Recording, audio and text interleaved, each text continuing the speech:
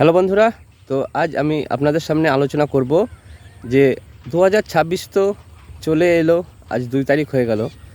তো আপনাদের প্রত্যেক পরিবারের সাথে ভাইয়ের, দাদার, আরও আত্মীয় স্বজনের সঙ্গে, তো যাদের যাদের সঙ্গে হয়তো মেলবন্ধন নেই, তো প্রত্যেকেই বলবো যে 2026 যখন এসেছে, তো নতুনভাবে আমাদেরকে বাঁচতে হবে, নতুনভাবে শিখতে হবে যে আমাদের আত্মীয় স্বজনকে সঠিকভাবে ভালোবেসে কাছে টেনে নেওয়ার জন্য।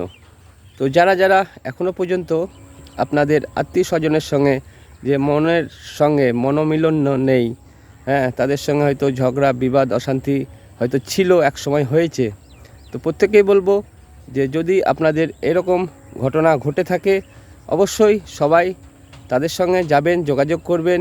হয়তো আপনি নিজে ছোট হয়ে যাবেন, ক্ষমা চেয়ে নেবেন, দেখবেন আপনাদের পরিবার যদি এরকম হয়ে থাকে, তো দেখবেন ঠিক আগের মতো আবার পুনরায় ফিরে আসছে।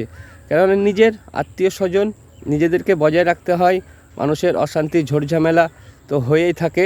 তো সবাইকেই বলবো ঝড়ঝামেলা, অশান্তি যাই হোক না কেন, যাই হয়ে থাকুক না কেন, সবাই একসাথে মিলিতভাবে থাকবেন, দেখবেন জীবন সুন্দর হবে আর সব কিছু ভালো হবে। তো যেমন এই সুন্দর এই সর্ষে ফুল কত সুন্দর, তাই না?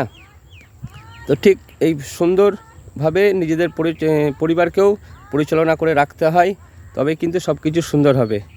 তো আমার তরফ থেকে সবার জন্য 2026-এর শুভেচ্ছা গতকাল জানিয়েছি, আজকেও জানাচ্ছি যে 2026 নতুনভাবে বাঁচুন, নতুনভাবে পথ চলা শুরু করুন, সবার জন্য এটা সবার ভালো হবে।